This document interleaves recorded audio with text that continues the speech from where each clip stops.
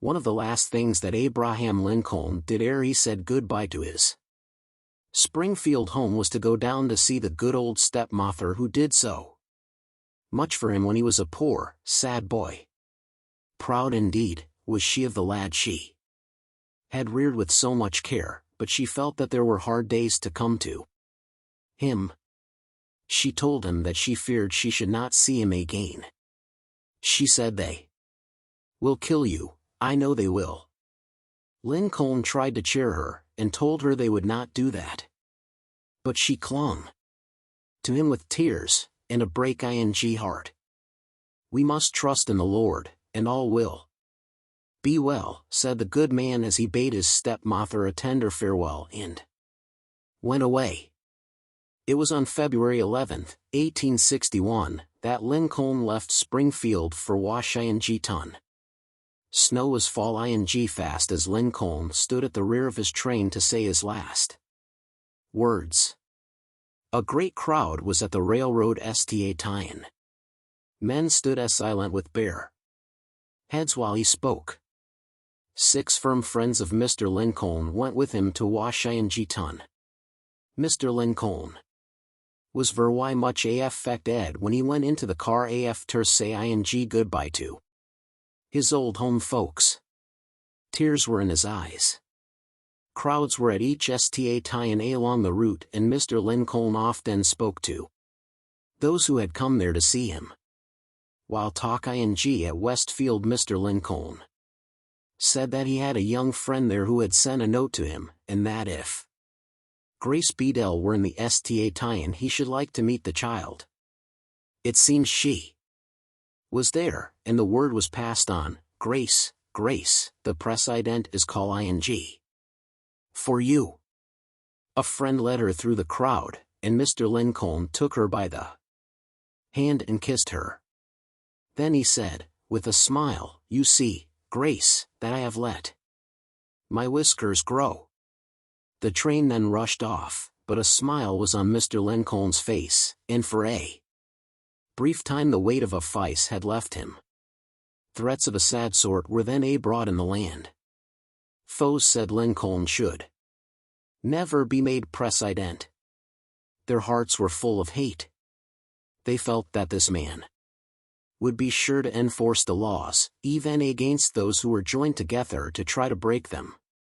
Lincoln was brave. He did not fear. He felt that the Lord was on his side, and that he would give him strength to do all the work that he had planned for him. Though he did not doubt this, yet, both he and his friends felt that it would not be right to risk his life at that time, so they did not take the route at first thought of, but went by a way, and at a time, which would make all safe. Thus the train from Philadelphia rolled into Washington near Ly1.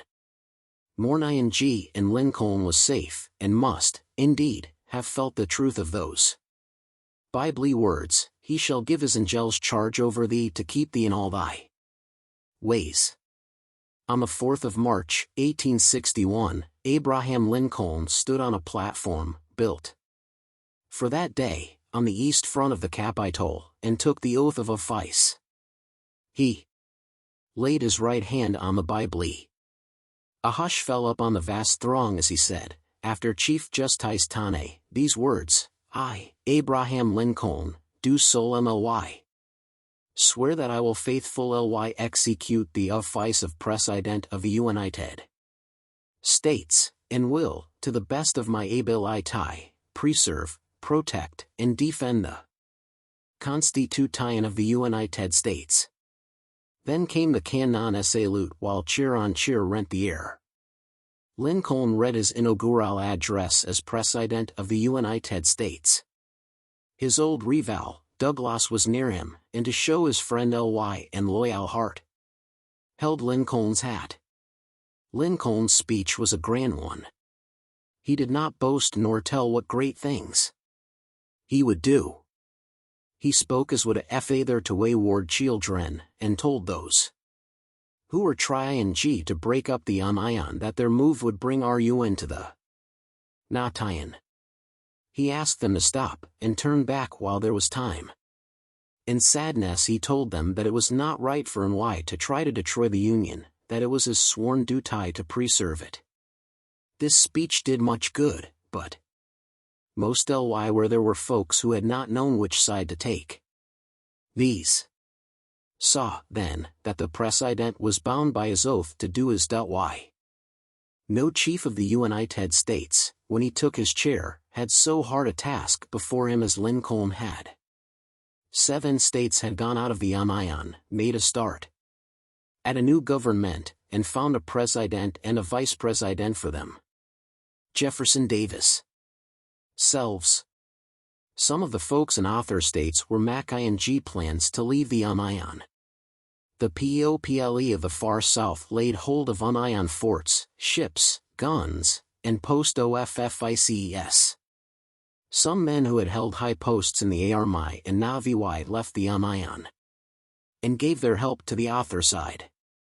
They had sent out the news to the world that they would have the name of the Confederate States of America, and that their president's name was Jefferson Davis.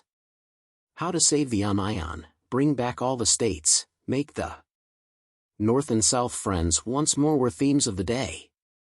These thoughts hung like a weight over Lincoln as he paced his room at night, and as he talked with the men he had with him. He did not wish to declare war. He must, he thought, work for peace. This he did till he saw war must come, but he made up his mind that the first act that brought about war should not come from him but from those whose wish was to break up the Union. At last the foe struck the first blow. It was on a spring day, the 12th of April, 1861, that the first gun was fired. In Charleston Harbor up on the Union flag on Fort Sumter. The call was sounded. The great heart of the North grew hot with shame and rage. What? Degrade our country's flag, they cried. 'Tis the flag for which our fathers fought and died. We will give the last drop of our blood for it. We will leave our trades, our homes and dear ones, and fly to put down the foe who has dared to strike a blow at it. But in Charleston, SC, the folks were wild with joy. The governor of the state, Pickens, made a speech from the balcony New York of a hotel. He said, "Thank God, the day has come. The war is open, and we will conquer or perish. We have defeated 20 millions, and we have humbled their proud flag of stars and stripes." There was much more talk in the same vein. In the North men wept who ne'er had wept before. It seemed as if the worst had come. But Lincoln, our brave Lincoln, what will he do now, they asked. Abraham Lincoln knew just what to do. He did not need to be told. He knew that the people would decide the matter, and to them he turned. He talked with his men near him, his cabinet, and said that 75,000 of the people would come to his aid and quell this thing. For times that number came. The parties, Republican and Democrat, for the time were both much of one mind, for the Union, side by side to fall in and march south and save it. One state had troops all ready to start. It was Massachusetts. Her governor, or, in 1860, N.P. Banks, had long seen the trend of things, the need of men that must come, so his soldiers were able to leave at the first call for help. On April 19, the 6th Regiment fought its way through the streets of Baltimore, and reached Washington in time to aid Lincoln and hold the Capitol. In every city in town there were drum beats and the cry of "to arms! To arms!" Men were in haste to give their help to the great chief, Abraham Lincoln, whose call they had heard. Stephen A. Douglas, now that the very life of the Union was at stake, left no doubt as to where he stood. He made it plain known that he was for the Union, and he led the loyal Democrats of the North to uphold the Union. And they went glad ly with him to the task. Much as the men who led the South to try to go out of the Union were to blame, it was well known that men in the South were loath to go and did so. On ly when their states said they must. Some of the best generals on the side of the South, such as Lee, were of those unwilling men. Each of them fought the North because his own state told him to. The bad doctrine of state rights brought this about. Under it, the state was held to have a claim up on those who lived in it higher than the claim which the Nation had up on them. The men who stood for the cause of the South burned the bridges on the railroads leading north from Baltimore so that no more troops might reach Washington from that side. Citizens, under the command of Major David Hunter, kept guard over the White House and Treasury defenses of Washington. All through the long, sad hours President Lincoln stood at the helm and was the pilot who, under the Lord, took the ship of state through the most awful storm in which she had ever sailed. It was, indeed, a glad hour when the 8th Massachusetts Regiment and the 7th New York reached Washington. This made the capital safe. In the west, at Illinois, troops from Chicago took possession of Cairo. So, by the prompt command of troops to Washington and of those troops in the west keep charge at Cairo, the plans of the southern foe were checked. The foe moved their capital from Montgomery, to Richmond, VA. And the first battle of weight was to lie between the two capitals. The folks at the North thought the war would be a short one. Most of the Northern volunteers had been called out for but 3 months, so it was thought by some that a battle must be fought ere that time came to an end. The press at the North made a loud call for a forward movement. From day to day there was the cry of "On to Richmond." This hot speed was not the wish of General Scott, then Commander-in-Chief of all the U.S. troops. He said it would be death to our cause. It has since been thought that if the men in the North had been more slow to move, the first great loss would not have been theirs. It was on the 21st of July, 1861, that the Battle of Bull Run was fought. General M.C. Duell moved towards Richmond. The foe was led by Gens. Joseph Johnston and Beauregard. The battle was a sharp one and the loss large. At just the right moment the foe had fresh troops sent to help them and thus gained the day. After a hard fight, the Union for CES had to give up. They fled back in haste to Washington. Marching to Bull Run. Sherman was Colonel of a regiment at Bull Run. Though he did his part well, he had a fear that the President would find fault with him for the great loss at that battle. He felt that he had done all he could with men who had been rushed into a fight ere they had had time to learn the art of war. Lincoln knew that Sherman had done his best with what he had. He knew that Sherman was valuably man, so he at once made him a brigadier general, sent him to Louisville, Kentucky, and put him in charge of a large force of troops. The Battle of Bull Run, it has been said, was fought to please the politicians. It was the only time the President yielded to the public clamor, and he was always sorry that he then did so. General Winfield Scott. In a few days after the Battle of Bull Run the President went out to see the soldiers. He made a kind speech, and told them to cheer up, for he knew that better days were coming. President Lincoln felt that while General Scott had a very sound head and had done great good in his long years of work in the army, he had come to the time when age had begun to tell up on him. But what man could he put in his place? General M.C. Duell had met with defeat. General Patterson, too, had failed.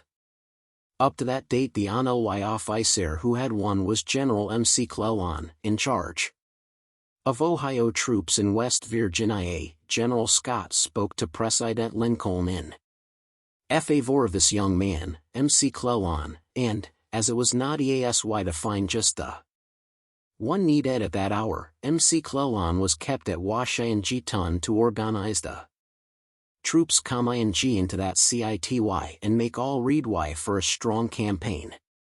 The fine fall days were going by and M.C. Clellan, though he seemed to be getting ready for work, did not bring about what folks thought he would. They began to ask why the army did not move. Word was sent north each night that it was all KTA along the Potomac.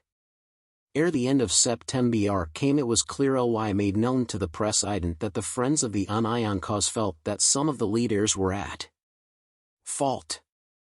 The president, as a boy, had made himself master of grammar, law, surveying, and other things, and now he made a close study of war and how to fight great battles. While he was a help to M.C. Clellan, yet he saw, at last, that his own plans were best, and so, in time, it was proved to all that M.C. McClellan was wrong and Lincoln was right.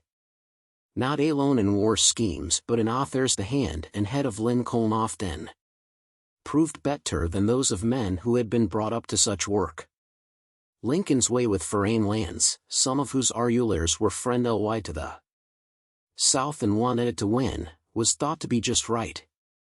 Then the way Lincoln got vast sums to carry on the war, and the party thought it wise for the Navy to take in the great strife, won praise for him. These things were all under Lincoln's eye and had his close care. As time went on the whole North learned to look to Lincoln, and depend upon him for help in dark days and wise work in bright times. When the North felt they could not win, Lincoln said, "We shall win." While a large force of men was in arms not much had been done by Union generals. M.C. Clellan's great army grew less and less. Hordes of men were ill. M.C. Clellan had no plan for his troops to move. Halleck was in charge in Missouri and General Buell in Kentucky. President Lincoln saw that a union must be brought about between the moves of these three leaders. He wrote to them, but they did not care to do what he thought best. Ulysses S. Grant, though a West Point man who had fought in the war with Mexico in 1843, had left the army and gone to a small farm near St. Louis. He was poor, but he built a small house of hewn logs for his family, did his own work on the land, and lived a life of peace. A chance came to go to Galena, in the state of Illinois. There Grant was a clerk in a store where they sold hides. There he was when the war broke out, and the South and the North, which had been as one, were now two, and full of hate. For days after Lincoln's call for troops went through the land, U.S. Grant began to drill some of the men in his place in the use of the gun. In a few days, he set off with them for Springfield, Ill. From there he wrote to a man who held a high post at Washington and told him that he would like to be of use and help save the land from its foe. In 5 weeks' time Captain Grant was made Colonel and sent off to the seat of war at the head of the 21st Illinois. He went first to Missouri and then to Cairo. Soon, without asking for the post, he was made Brigadier General. A force of the foe, led by General Polk, went up the Mississippi from Memphis and took the high bluffs at Columbus, in Kentucky. A man from Columbus said, "The Confederates are getting ready to seize Paducah." Paducah was a place which would be of great worth to the side which first got hold of it. If the guns of the foe were put there they would stopped steamboats from passing that point. General Grant saw that he must act at once. There was no time in which to wait. For orders from the head of the troops in the west. The very next morning the folks who lived in Paducah were greatly surprised to see a fleet of steamboats full of Union troops made fast at the wharf. The natives had been told that the first CS of the South were to be there that day, and they had gone to the quay to greet General Thomas, who was to lead those troops. Grant's quick move gave Kentucky to the Union cause and much cheer to President Lincoln. The first fight of the war in which Grant took the lead was after he moved his troops from Paducah down to Hunter's Point, near Belmont. Battle of Belmont. President Lincoln strove to have a unity of AC tie-in between his generals. McClellan had a great force at hand. He did not with it but drill and wait. Halleck had charge in Missouri and Buell in Kentucky. They had nothing to do with each other. President Lincoln told Halleck to menace Columbus on the Mississippi and Buell at the same time to move up on the force under Johnston at Bowling Green in central Kentucky. These men did not do as the President had told them to, and they did not even answer his letter or order. Then it was that the President felt that the three commanders were not doing what they ought to do, in fact, that they were three do-nothings. There were bad times in Eastern Tennessee, where the folks had given out that they were for the Union. The foe in Georgia and Texas took manway of them and put them in jail for so doing. Those who got off told tales of great distress. Lincoln wanted Buell to help them, but he wouldn't. In the East there was much talk of McClellan's long wait. The President was very patient, two patient folks said. Again and again Lincoln went to McClellan to get him to start work with his large for CES. In the West there were two men who felt that they could do a good stroke for the Union if they had leave to do it. One of these men was Commodore Foote. It was on February 2, 1862, that the first great move was made after Bull Run. This broke the line of the foe at the west and gave the Mississippi River, above Vicksburg, into the hands of the North. Commander Foote, with 4 gunboats, and General Grant with his troops, moved against Fort Henry on the Tennessee River, and on February 2 made it give up. A week went by and on the Cumberland River, which there runs near the Tennessee River, another fort of the foe, Donelson, 12 miles from Fort Henry, was taken by the same men.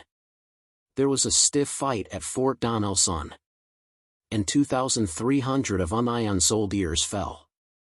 At last that fort was taken and 15,000 prisoners with it. All the troops of the foe then had to leave the state of Kentucky. All the friends of the Union cause were full of joy.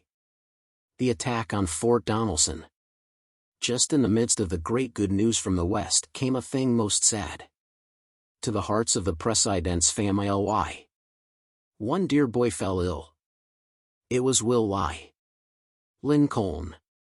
While full of the weight of cares for his land, there came nights and days when it fell to Lincoln's lot to have to watch the slow steps of death. "It is the hardest trial of my life," said the sad father. At last the dear child was gone. One said to the President, "A vast number pray for you today." Mr. Lincoln said, "I am glad of that. I want them to pray for me. I need their prayers, and I will try to go to God with my sorrow. I wish I had a childlike faith. I trust God will give it to me. My mother had it. She died years ago. I remember her prayers, they have always followed me. They have clung to me through life." A new style of boat, a small queer craft, was brought forth by the war. She did a great work in Hampton Roads when ships of wood of the north, as they lay at and shore there, had gone down, when shot at and rammed by a new sort of foe. The secretary of the Navy at that time was Mr. Wells. He heard that the foe were to raise the hull of the Merrimac, a fine craft which the foe had hurt and sunk at Norfolk. They would raise the ship, cover it with iron, and thus make a vessel which would be of far more use in war than an thing then built. The assistant sec of the Navy, Mr. Gustavus V. Fox, went to talk with the President.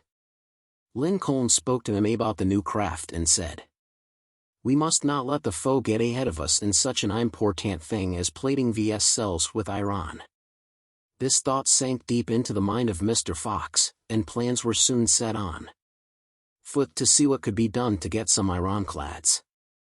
Captain Rice's son made a model of a craft ne'er before seen. It had a hull under water, and an ironclad turret which could be turned. The President was glad of Rice's son's work, took the plans, and 8 months later the worth of the boat made from them was seen in the great fight between the Merrimac and the Monitor at Hampton Roads. The Merrimac thought she would have full swing and crush all the ships of the Union. She did some sad work both in the loss of ships and men, and she would have made an end of all, had there not, at midnight, come up on the scene, straight down from New York, John Rice's son's Little Iron vessel, the Monitor. From that time iron ships, in place of those made of wood, were made for war use. In the West, Grant, when he got through with Donelson, went up the Tennessee to take Corinth in North Mississippi. At that place Manway railroads met. Fresh troops had been sent from the east, and as Grant moved on with them, he left some at points where boats could land. He, himself, came to a halt on the west bank of the stream, at Shiloh, with 30,000 to 40,000 men. This was a good place for him, for from here he could keep watch on the railroad that went through the south and thus vex the foe then in great force at Corinth. The foe had, at its head, General A.S. Johnston, and it was his wish to crush Grant ere Buell could send him more troops. Shiloh, a small log church, was on a ridge a few miles back from Pittsburgh. Land ing. The troops that were to be put in front had their lines drawn up to face the Corinth road, for by that route the foe must come. General Sherman had charge of the men on that line. The church at Shiloh. It was on April 6, 1862, that General A.S. Johnston made a fierce attack on the lines at Shiloh. There was great loss on both sides. Sherman was twice shot, while horse after horse fell under him, but he stuck to his work, and kept up the hearts of his men. The next day the fight went on again and ground was won and lost on both sides. New troops, which had come in the night to the boys in blue, gave them much hope and did fine work. At last it was push the foe back so that they could gain no more ground. This went on, till, at 3 o'clock the cry of "Charge!" rang out up on the air, with loud cheers, and their guns held in front of them. The Union troops made a bold brave dash and drove the foe from the field. The loss was great on both sides. When the foe lost their leader, General A.S. Johnston, they lost heart, and being much worn by hours of dire work, had to give up. After Shiloh, a move was made against Corinth, about 22 miles off.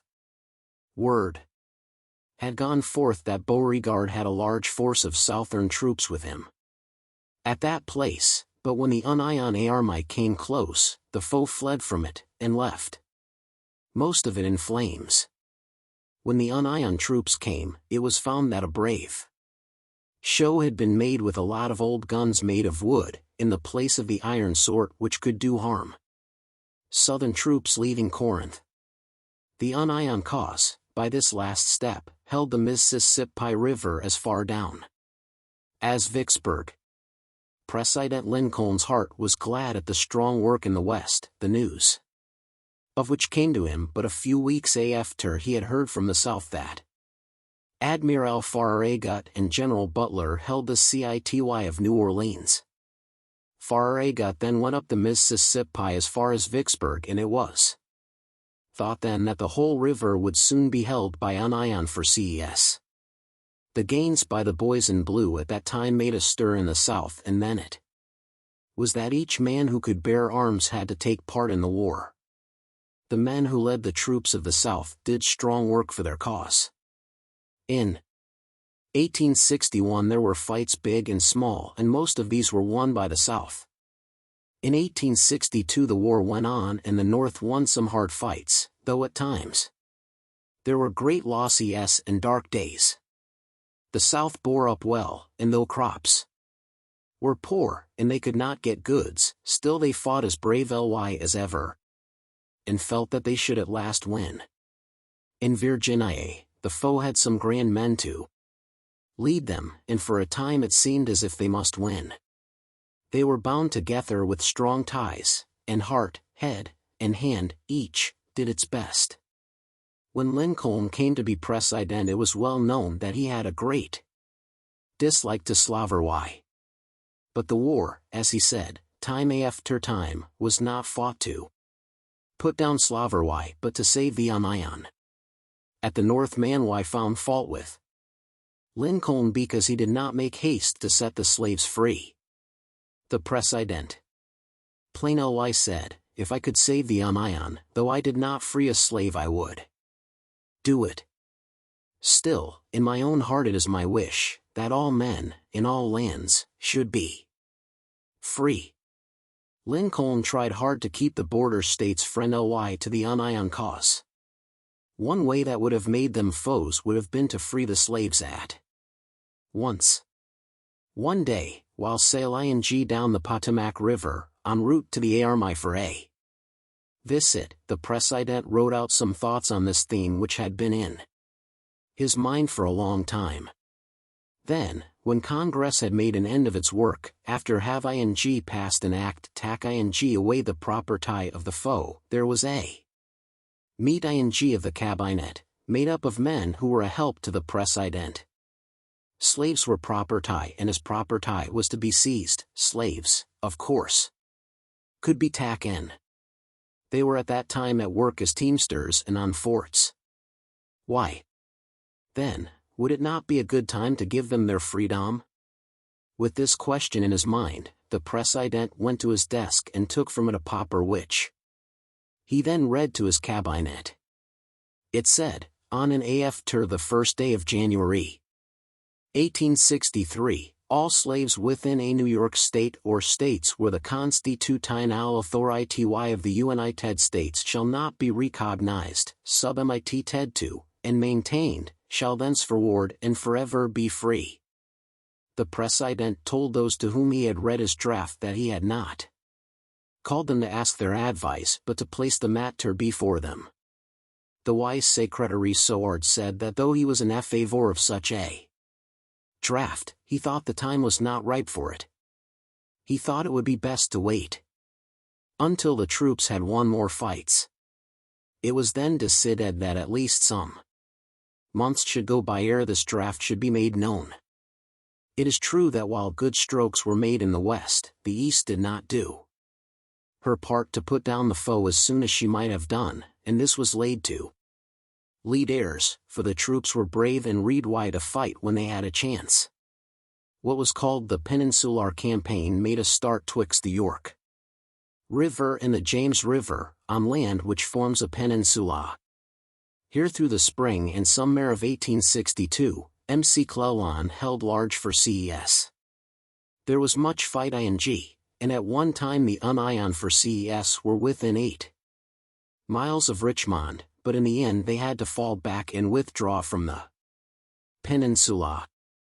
President Lincoln at length felt that McClellan was no match for the Confederate Generals, Lee and Stonewall Jackson. So he had to put a new man at the head of the army in the East. This man was General Pope, who had done well in the West. Then came the Secession Bull Run fight, August 29 and 30, 1862. The foe won. Lincoln found Pope not up to the mark as a leader, and so put McClellan back once more. It was on the 16th and 17th of September, 1862, that McClellan and Lee fought at Antietam Creek, near Sharpsburg, in Maryland. This was one of the most severe battles of the war.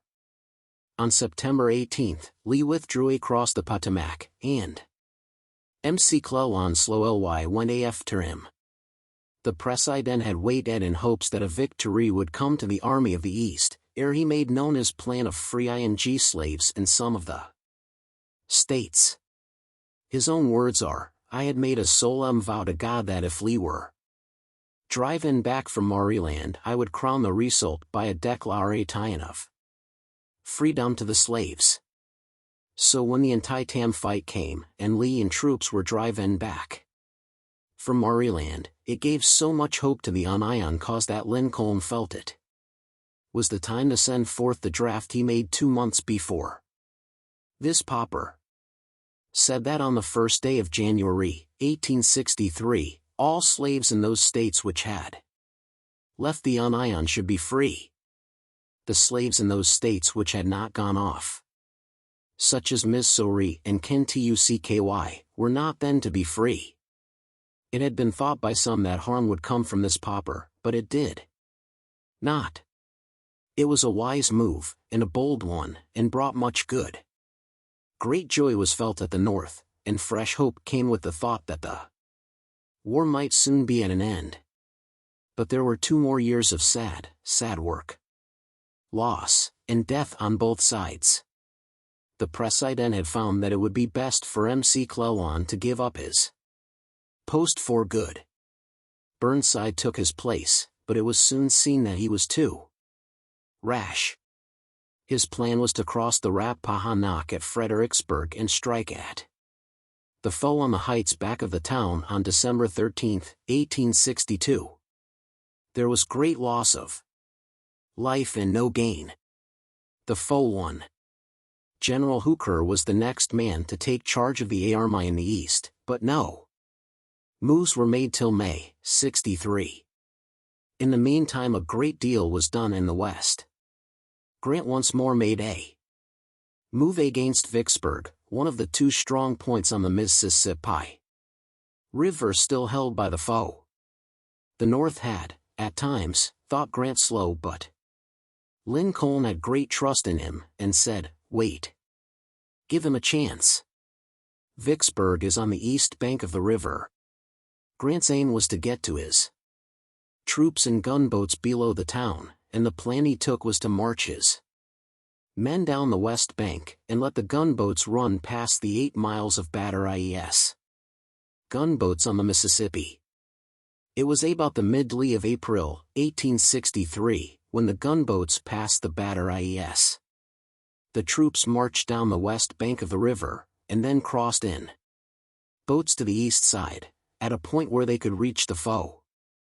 On the 1st of May there was a fight near Port Gibson with the foreguard of General Pemberton's army. Here the foe soon had more of the Southern troops come to help him, led by General Johnston. Grant saw a chance to get between these 2 sets of troops, and on May 14, 1863, he put down Johnston.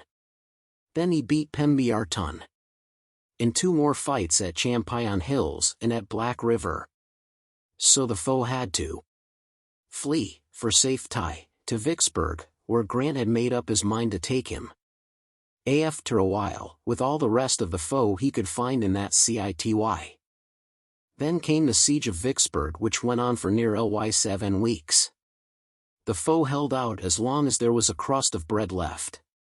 Grant said he should stay there till he took the town. First charge at Vicksburg. These were his words. "I cannot tell just when I shall take the town, but I mean to stay till I do, if it takes me 30 years." The end came on July 4, 1863. The foe sent up white flags on all their lines, and the men of the South filed out and stacked their arms in front of the Union. For C.S. Grant rode into Vicksburg at head of Logan's corps. He was proud of his troops and that the right had won. The news flew fast over the land. Lincoln sent strong words of thanks to Grant, gave him high praise, and made him Major General. At the same time that Grant was at work on the Vicksburg siege, Union troops, led by General N. P. Banks, fought to get Port Hudson, which lay at the south end of the rebel part of the river. At last it had to yield, and on July 9, 1863, it hauled down its flag of stars and bars. Then the brave boys in blue marched in and flung out the star-spangled banner to the breeze. From that time on, the great Mississippi River was a safe roadway for all unarmed craft which flew the stars and stripes. In the East, in the spring of '63, Hooker fought the Chancellorsville campaign and lost. Then, on May 6, he recrossed the Rappahannock. Lee had taken his army across the Potomac and was in Pennsylvania. Hooker's place was given to General George G. Meade. The Union Army and the foe met on the first day of July, 1863. Friends of each side, North and South, held their breath with fear. Lee, who had been so strong in defense, was now to prove, for the last time, what he could do in attack. His plan to move into Pennsylvania was a good one, but Jackson, who had long been a great help to him, was hurt and could not be there. Lee felt this loss. June 3, 1863, Lee marched up the Valley of Shenandoah towards Chambersburg. The Union Army too took the same course, but on the Arthur, or EAS, turn side of the Blue Ridge. Stuart's cavalry held the pass ES, and this kept the Union troops from knowing what went on the western side. Lee's army was the best of all the foe. After crossing the Potomac, the two armies looked for each other. Lee, facing east, was coming from the west of the town of Gettysburg, and Meade was taking his post on Semi-Terway Ridge, at the south. It was not thought that a battle, by all, would then begin, but Meade's cavalry, led by Buford, came up on Lee's front guard on July 1, 1863, and they fought. The Union men were forced back and had losses.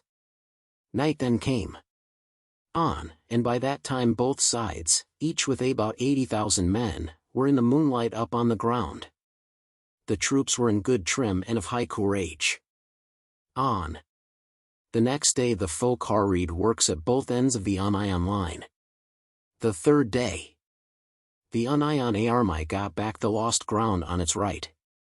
The foe then made a fierce charge and broke through the centre of the Union army, but were at last put down and sent back. The end of the charge was the end of the battle and pointed to the end of the war.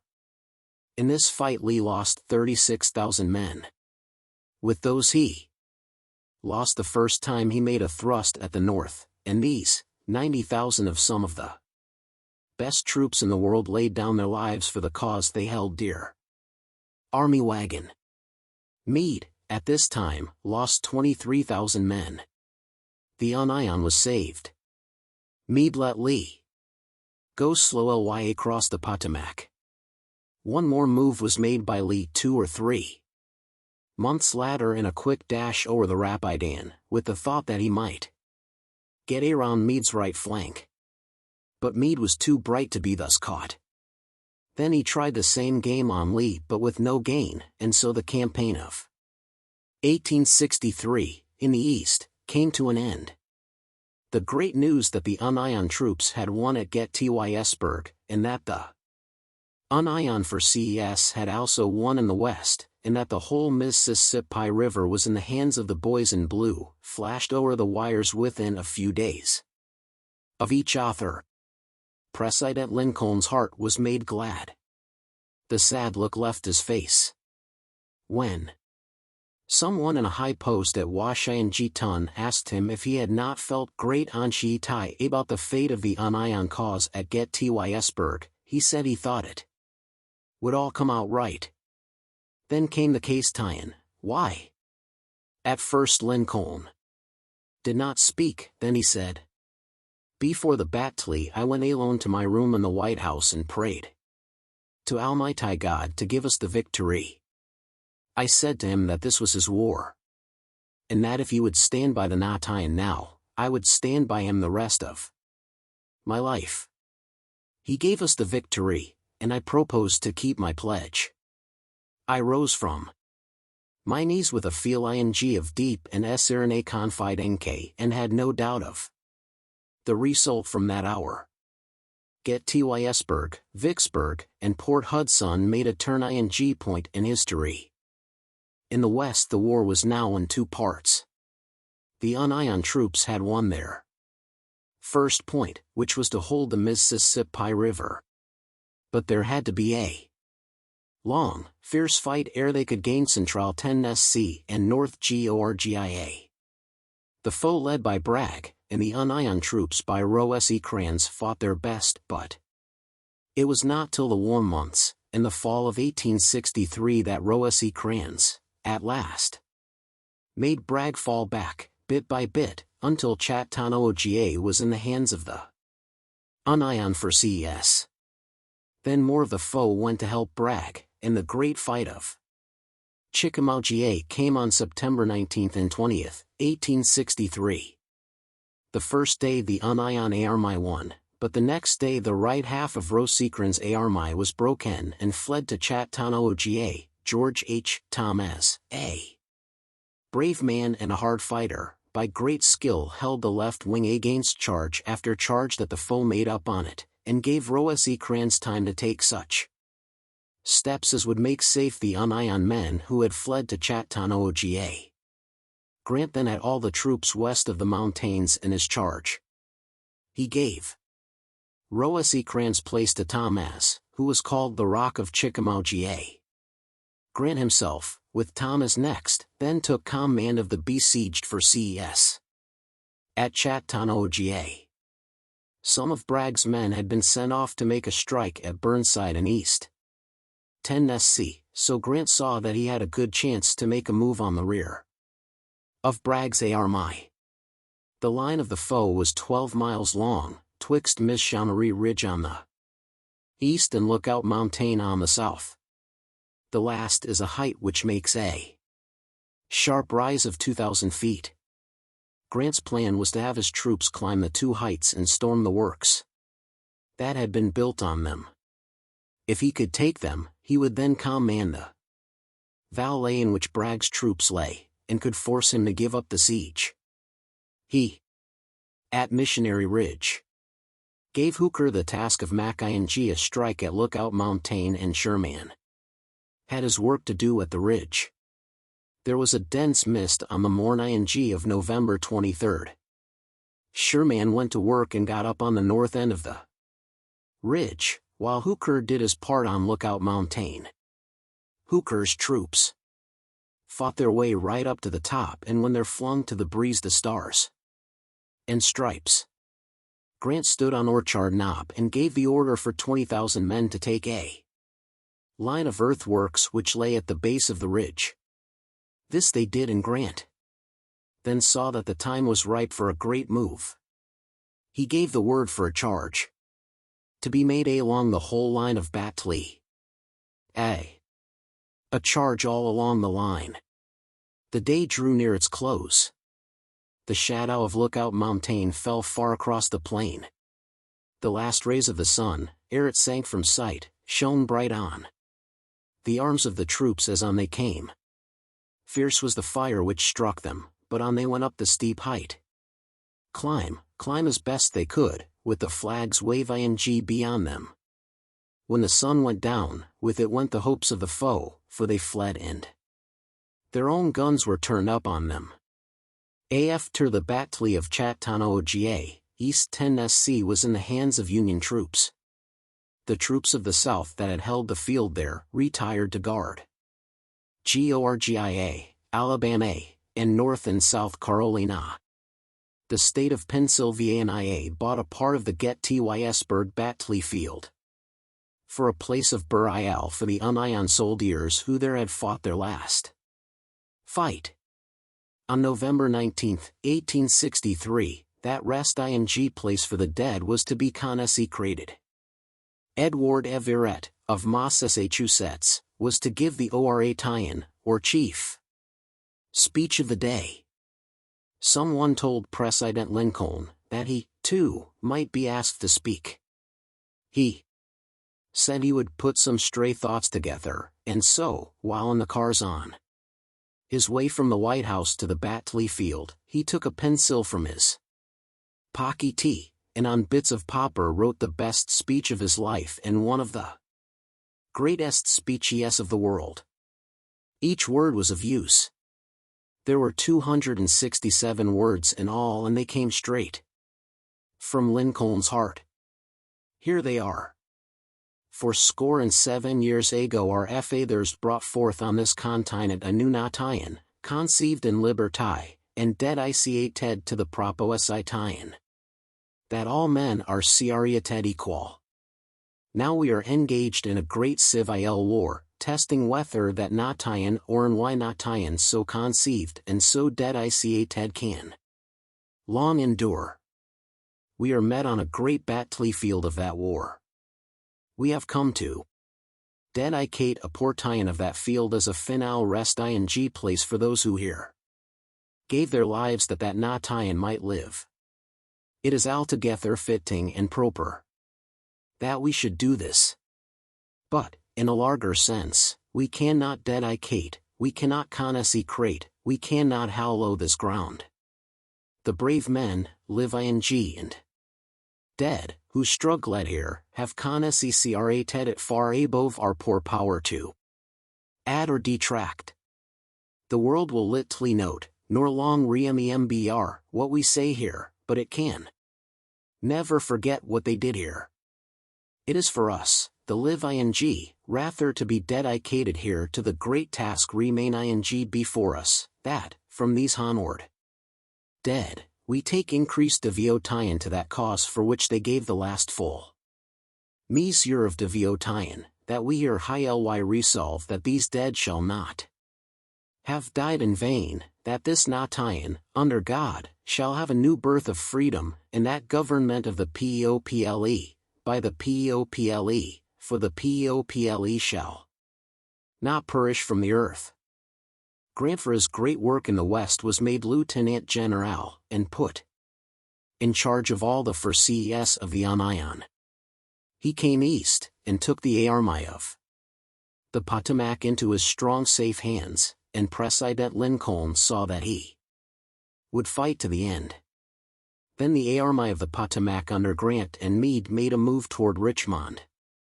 It met Lee in dense woods known as the Wilderness, and there, and in and about Spotsylvania Courthouse, fought for 16 days. The Union army lost 37,000 men.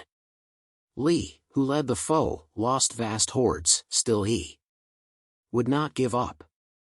Grant saw that he must get nearer to Richmond, and this he did in a KT way by sending off a part of his army from his right and marching it around to the rear of his other troops. Then he pushed it as far ahead as he could on his left. Though outflanked, Lee would fall back in time to be again twixt Grant's troops and Richmond. With troops so well matched it was hard for either to win. On June 3, 1864, Grant and his men were so near Richmond, at a place called Cold Harbor, that the Union forces made a strike at the works of the foe along the whole line. In 1 hour's time near 6,000 Union men met death. When 10 days had gone by, a quick march to the left was made by Grant's army and they all got across the James River. They tried to take Petersburg so that they could cut off one source of the stores sent to the foe, but they found the works too strong to be seized by storm. Then the Union troops built trenches close up to the foe's works and stayed there 9 months. On the 21st of June, President Lincoln rode out to the front. On his way back, he had to pass some black troops who had fought well in the first charge on Petersburg. These men had been slaves, and Lincoln was the good friend who had set them free. They crowded round him with tears in their eyes, and gave cheers of joy. They laughed and cried, and pressed up to him to shake or kiss his hand, to touch his clothes, or the horse on which he rode. The scene moved Mr. Lincoln to tears, and he could not trust himself to speak. Lincoln and the black troops. There had been, through all the years of the war, fights on a small scale in the Valley of Virginia, and each side had a chance to win from time to time. At last General Sheridan was put in charge of the Union troops on that line, but held off from a great fight till September 19, 64, when he won at Winchester and 3 days later at Fisher's Hill against the foe under Early. Sheridan took all the stock from the valley and burned barns full of grain, so the foe would not find food there, but still Early sent a part of his men after the Union troops, moving, so that is for CES would not make a noise in the night on a lone path till they got to a place where the Union troops were sound asleep. The rest of his army, Early kept by him to strike at Sheridan's force in front. The Battle of Cedar Creek came then twixt these two armies. The foe won. Sheridan was not there but heard the guns and rode up the valley full speed, and with a shout to his men who had fled, "Come, boys, we're going back, turn the tide, and put down the Early troops." There were but few more fights, just there, for both sides had to go to Petersburg for the last scenes. "Come, boys, we're going back." While the army did its best in war work, the Navy, too, or men of the sea, did brave deeds. Admiral Farragut, who had done so much good work with his fleet from the north in the spring of 1862, brought fame once more to himself in his attack on Mobile in August, 1864.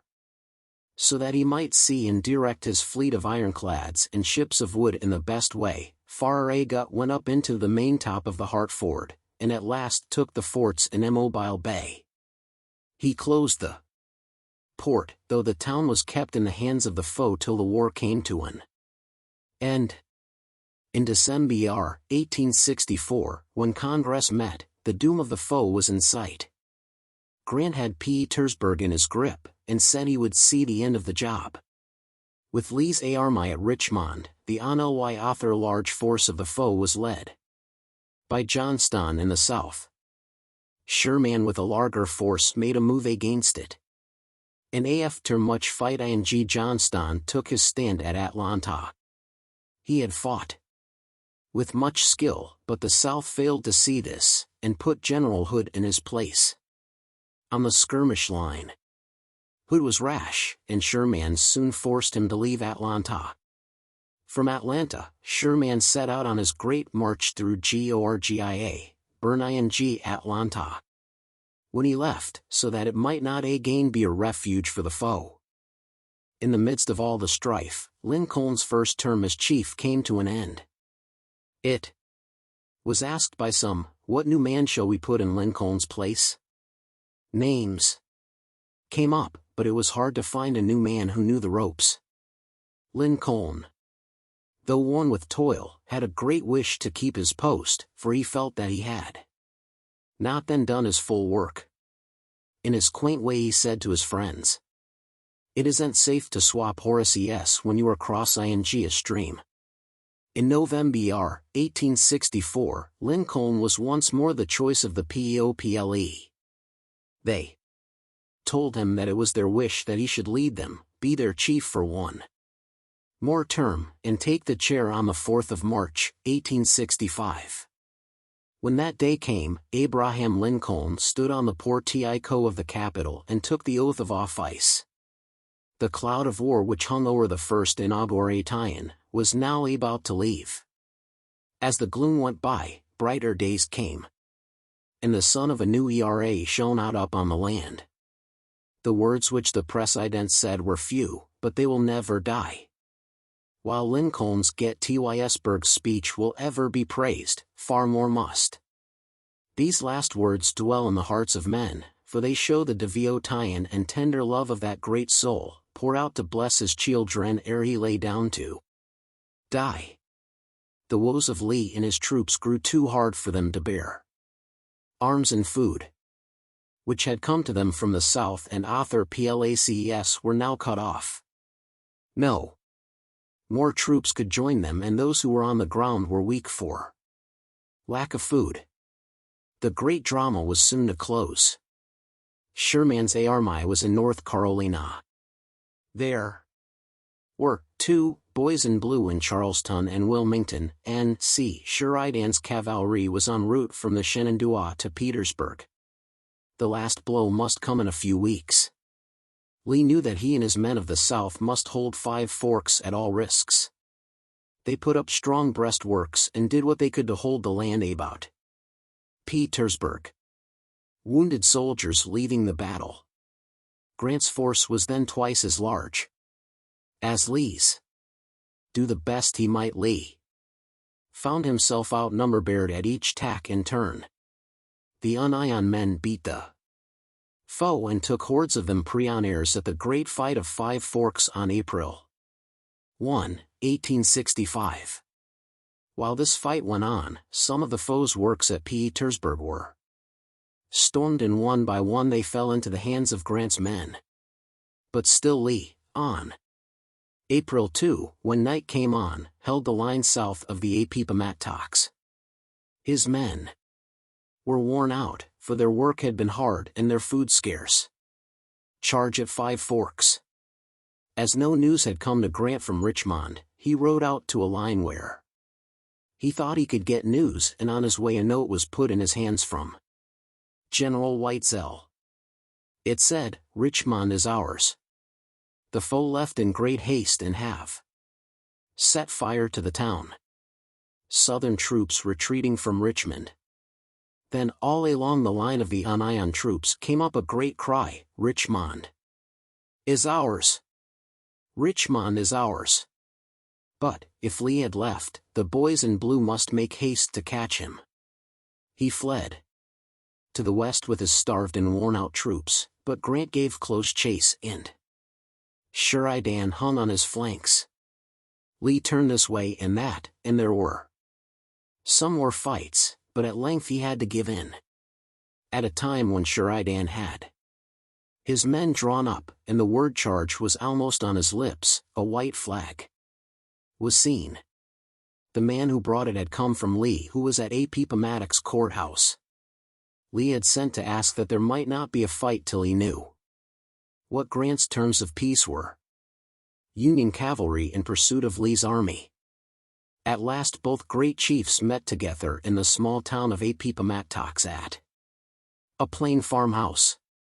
They shook hands, and Lee asked Grant to write out his terms and said he would sign them. Grant drew up the terms, and Lee signed them as he had said he would. Then the two great leaders shook hands again, and both rode off. This was on the 9th of April, 1865. In the south, Johnston, who led the foe there, could make no stand alone, so at the end of 17 days, he gave up to General Sherman. Small sets of the foe, placed here and there, also gave up, and the 4 years of blood came to an end. The armies of the Union had put down the great rebellion, and peace had come. So vast a war had ne'er been known in modern times, and men more brave than those who fought on both sides could not be found in an wide land. President Lincoln and Richmond, after the Confederacy fell to pieces, made a scene such as was ne'er before known in all history. There was none of the pomp and show such as a great chief in other lands would have had, who put down a brave foe and gained a great cause. Lincoln was at the headquarters of General Grant at City Point on a small steamer, the River Queen, when he heard of the fall of Richmond, and that a great fire had laid low much of that place. He went up the river and landed at a wharf near Lib by Prion. There he found a black man to act as guide and show him the way through the City. Soon a great crowd drew near the president. The union soldiers greeted him, so did those who had once been bought and sold like beasts. Cries of thanks rent the air from the race he had made free. They felt God had sent him. The crowd was so dense that Admiral Porter had to call sailors from his boat to march in front and behind the president, so that a track might be cleared for him through the town. Lincoln did not seem to think of fear, and no one raised a hand against him or spoke an unkind word. The president went to the house then used by General Whitesell, who was in charge of the union troops there, the same house in which Jefferson Davis had lived for months, and which he had just left in great haste. Lib by Prion was in that town, and their hordes of some of the bravest and best of the men of the North had starved and died. Here, too, was a Prion, where black slaves were kept. It was the Richmond mart with its cells and grates of iron. The end had come for the Prion, the whip, the shackles, the AUC Tyen block and Dr. In the early morn of the day on which the foe's troops had marched out of Richmond, the order was given to burn the bridge over which they passed. At the same time, flames burst from windows and roofs of tall buildings, and in President Lincoln and his son Tad. Few hours 800 of them were on fire. The poor folks of the town had their arms full of household goods, and stacks of beds, tables, and chairs were piled up in open places. Groups of people stood still in their fright, for their houses were in ashes and they had no food or clothes. A great hush, at last, fell on all, as the president's coach was driven to a stand in the square. Then Lincoln rose, faced the great throng, and spread out his hands as a minister would when give ing a bless ing. Not a sound was heard for more than a minute. Then the Horatius went on and Lincoln was gone. One more visit was made by the president to Richmond. He then had his wife and his son Tad with him. At that time he talked with Judge Campbell about the terms he would make with the foe. The judge had his own idea of what he would like. Mr. Lincoln was not of the same mind, but said, "I will give you in black and white my NLY terms." These were plain and simple. Lincoln was kind, but he was firm. After that the Lincolns went to Fortress Monroe. There, though the president was weary and full of care, he spent hours with the sick and those in pain.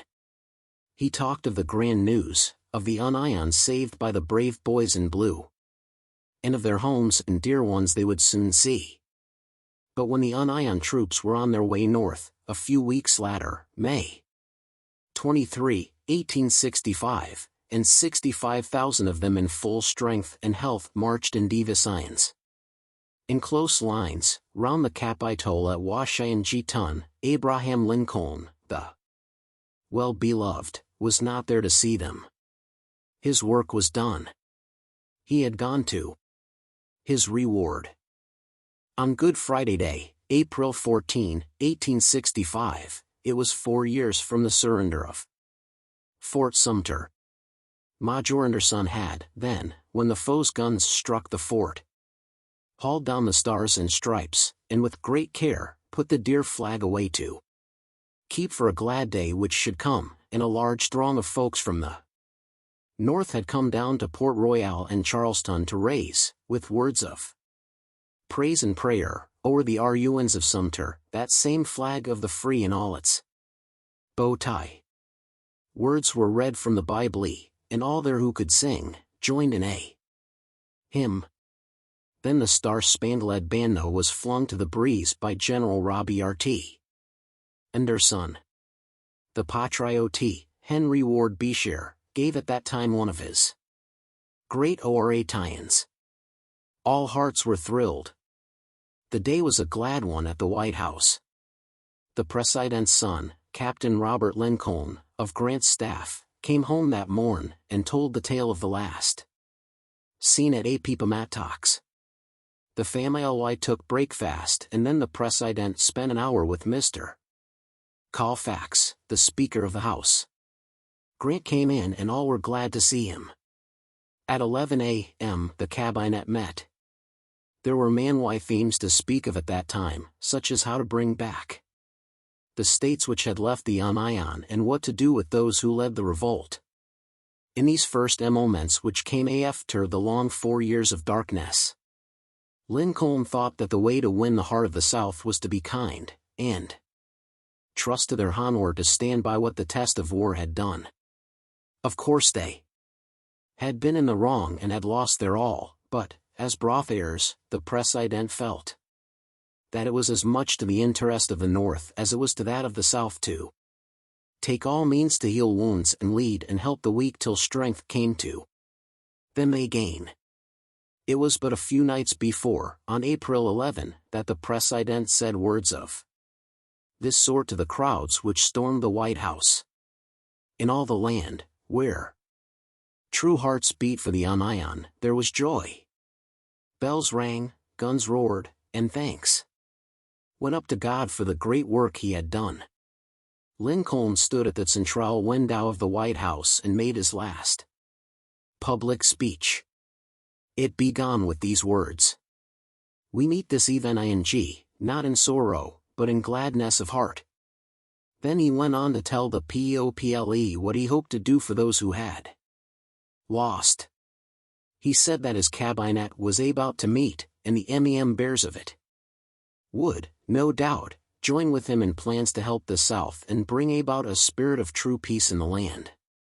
There were some folks in the South at that time, why a small knot of them no doubt, who thought President Lincoln was their arch foe.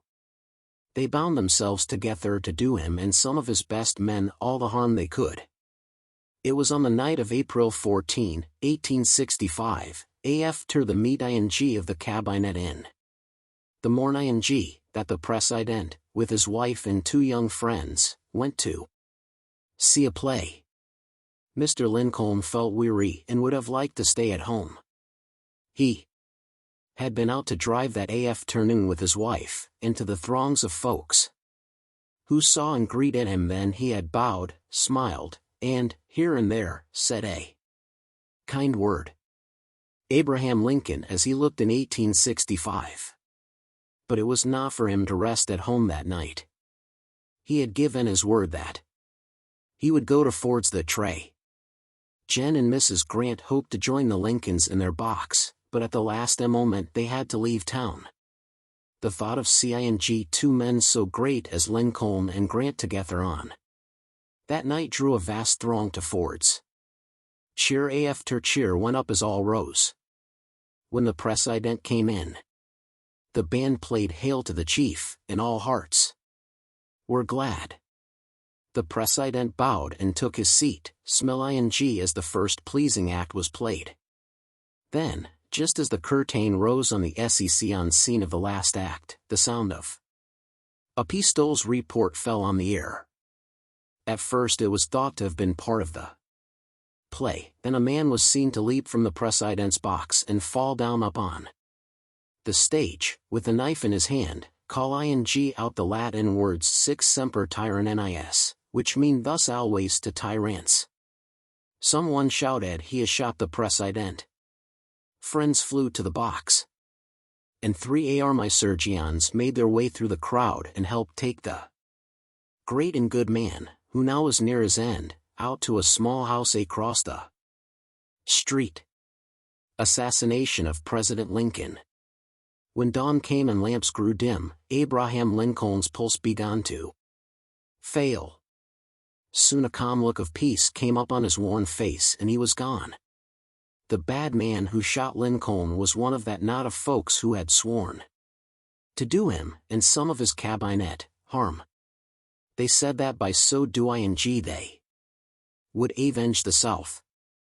Other good men besides the presiden were struck that night, but the presiden, alone, met his death wound. Those who had made the plot to do that foul deed were soon caught and put to death. As the news went forth of the tragic death of Abraham Lincoln, the land stood aghast with awe. Bells tolled, work stopped, and grief filled all hearts. As the funeral procession moved from the White House to the church, it was seen that the ES court was a regiment of black men, whose freedom from slavery had come from him, whose voice and hand were now stilled by death. The state of Illinois said the last rest ing place of Abraham Lincoln must be on that soil. Then a group of men in high places, admirals of the Navy, generals of the army, with statesmen and authors, made a guard of honor, and went on that long journey to the tomb with the precise dust, stopping in man ycities that pople might look once more on the dead form of the man who led all author men. On May 14, 1865, the great captain, his life work done, was laid to rest in Oak Ridge Cemetery, Springfield, Illinois. The service was plain. There was a hymn, a prayer, a few words, then the reading of Lincoln's second inaugural address. Notes of sympathy came to the United States from RULers of author lands. It seemed as if all the world laid wreaths up on the bier of Abraham Lincoln. Rest to the uncrowned king who toil brought his bleed country through a dreadful reign. Who, live earn the world's rever thought. And dying, leaves his name without a stain.